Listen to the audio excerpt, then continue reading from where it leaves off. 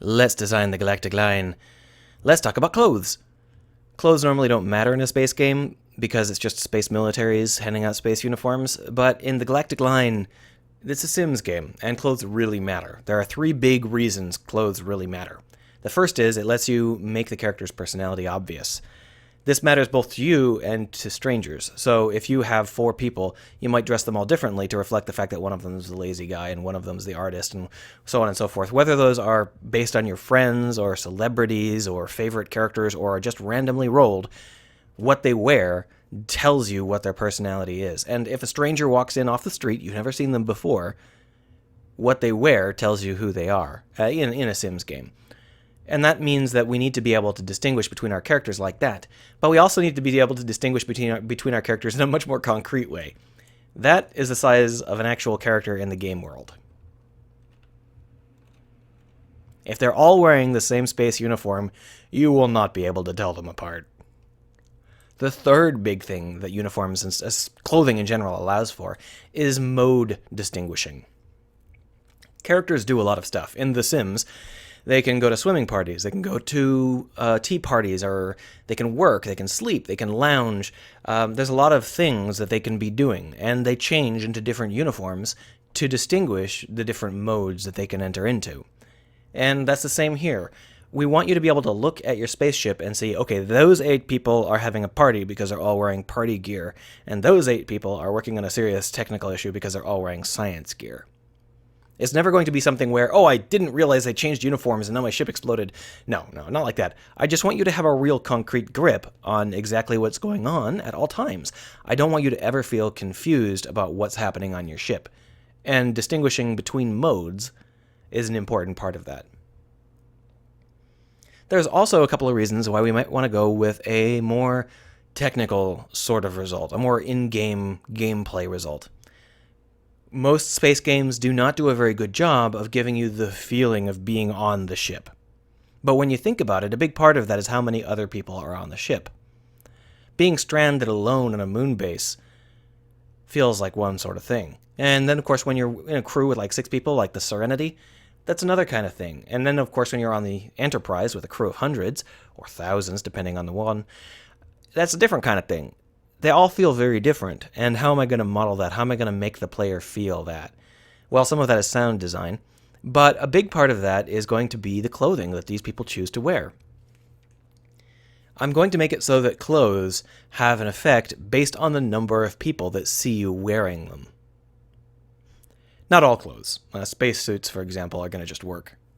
But if you're wearing a science uniform, and you're wandering around the deck of the Enterprise in a science uniform, people are going to be like, oh, hey, look, that's that science guy. Hey, science guy. And you're going to be, hello, I am your science guy. Do you need any sciencing done?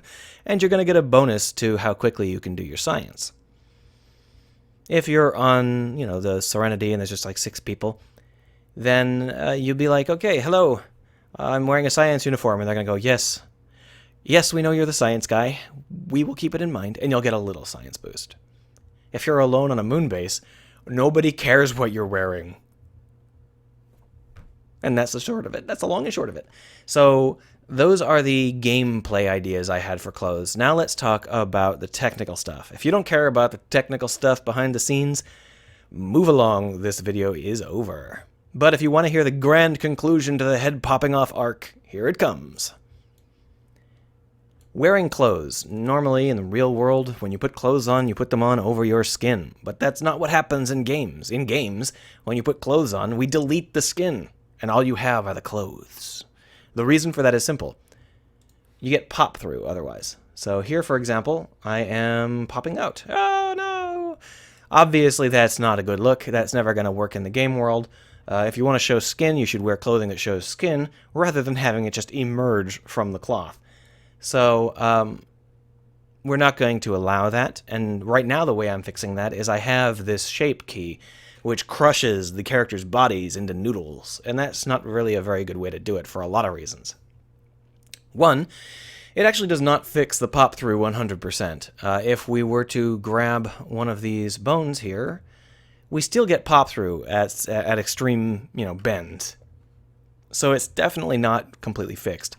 The clothes and the body have slightly different bone weighting, but even if they didn't, they're not the same exact size. So you end up with pop-through almost all the time at some point or another. Even if we could crush the body down to the point where there's no pop-through ever, we still have a problem that different pieces of clothing cover different amounts of skin. Are you going to have a different blend key for every possible sleeve length so that you don't have, a bone sticking out of your sleeve? No, let's not do that. Instead, what we're going to do is we're going to have these clothes integrated with the body. So this body here and this suit here, they're going to be the same mesh, and I'm just going to delete all the skin that's supposed to be underneath. And that's the common way to do it. And it saves a lot of rendering. It saves a lot of pain. It never has pop through. It animates great. So that's definitely the best solution. But what do we do about the head? Because this character has a specific face. And another character might have a very different face. They might have the same body. I'm going to be applying shape keys to the body, which allow it to be different shapes. But you'll be able to use the same clothing. But they'll have very different faces, right? So if we have 4 different clothing outfits and 4 different characters, we've got a couple of options. We can have 4 different heads and 4 different bodies, in which case we have 8 meshes. Or we can have 4 different bodies for each of the 4 different heads, in which case we have 16. Well, that doesn't sound so bad. How about 10? 10 different uniforms and 10 different characters with different heads. That's either 20 meshes or 100. It's starting to get out of hand. Obviously, some characters can have just facial distortions using blend shapes, so they have the same facial mesh, but we're still looking at, Star Trek aliens with different, ridges on their head and stuff, and we'd prefer not to have this exploding mesh size.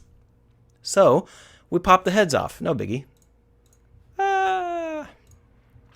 Now I can combine a head and a body arbitrarily, and it works great, right? So now what I have is I have a clothing mesh, which includes all the body and all the cloth. But it's just one mesh, right? So I've got this uniform covers the entire body.